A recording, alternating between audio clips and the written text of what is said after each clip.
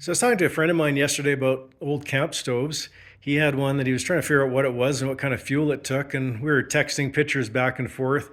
And in the process of that, I had some of my stoves out, and I realized I don't think I've ever done a video for you. So I thought I would just do that really quick here today and show you some of these.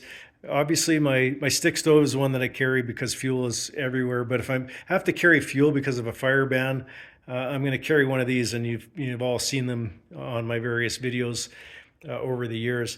This one here is probably my favorite, MSR Dragonfly. I cut the original legs off, which is shown there, just to get it a little bit lighter. Put a smaller pot on it, and that's probably my favorite stove. Works in cold weather with no problem. It's very efficient, but you do need to carry a fuel bottle.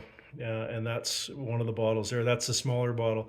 A lot of times I carry a smaller bottle because they're a little bit heavier, and then just carry a plastic bottle with extra fuel, put it in the pressure bottle, and rather than carrying a bunch of those heavy bottles. The MSR Whisper Light is very similar to Dragonfly, but I do like the Dragonfly better, and maybe that's a video for another day. You've seen me cook dinner on candles before. That's UCL Candelier.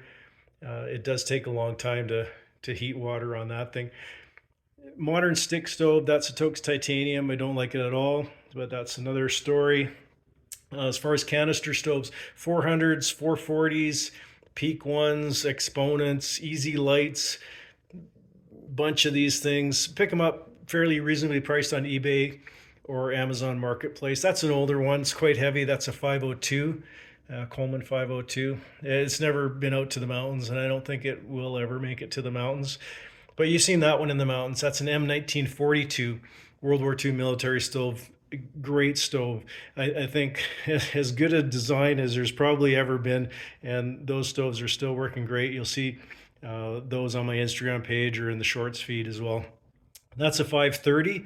That one's a little bit heavier, very similar design to the M1942. I think different number in the US, but this one's made in Canada. And modern stoves, that's a 533 multi-fuel stove. I picked that just a couple of years ago off Amazon. They were cheap, available. I grabbed one kind of at the beginning of the pandemic. I've never fired it. I think they're worth almost twice as much now as what I paid for that, but that's inflation for you. That one there is a Coleman knockoff. Paid $35 for that on Amazon, delivered. I've never even fired it up. I just used or bought it out of curiosity to see what it was. And yep, it's a Coleman knockoff. This one here is probably one of my favorites. This is a 550B multi-fuel stove. It burns kerosene, gasoline, white gas, and I've done a lot of experiments with it on efficiency, mixing different fuels, kerosene, white gas mix, and it burns almost anything. A couple of older stoves I'll just show you there. This is a Primus 96, Svea 123, and Optimus 8R. Think Optimus Primus. Yeah, Optimus. I've had these stoves for a while, and I even forget what they are and how old they are sometimes. This one here is actually about 100 years old.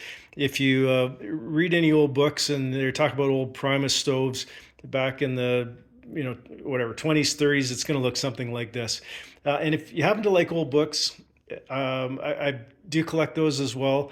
Tales of the North, Into the Barren Lands, The Explorers, Fur Traders, Trappers, Game Wardens, that type of thing. I've got an Instagram page on that. That's Sub-Zero Books.